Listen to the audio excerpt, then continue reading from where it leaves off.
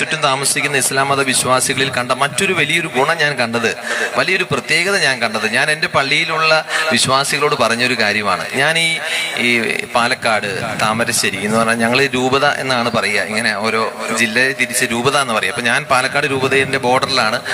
പാലക്കാട്, അപ്പുറത്ത് താമരശ്ശേരി, തലശ്ശേരി, ഈ പ്രദേശങ്ങളിലുള്ള ഒരുപാട് അനാഥ മന്ദിരങ്ങളിലും വൃദ്ധ മന്ദിരങ്ങളിലും ഒക്കെ ഞാൻ സന്ദർശനം നടത്താറുണ്ട്. ഇന്ന് വരെ ഒരു അനാഥ മന്ദിരത്തിലോ വൃദ്ധ മന്ദിരത്തിലോ ഒരു ഇസ്ലാം മത വിശ്വാസിയെ ഞാൻ കണ്ടിട്ടില്ല.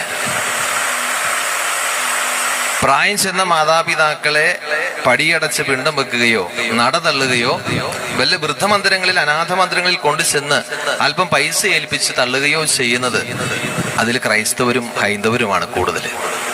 ഒരൊറ്റ ഇസ്ലാം മത വിശ്വാസിയെ, പ്രായം ചെന്ന ഒരു ഉമ്മയെ ബാപ്പയെ ഞാൻ ഇന്നുവരെ ഒരു അനാഥ മന്ദിരത്തിലോ വൃദ്ധമന്ദിരത്തിലോ കണ്ടിട്ടില്ല. അത് വലിയൊരു പ്രത്യേകതയായിട്ട്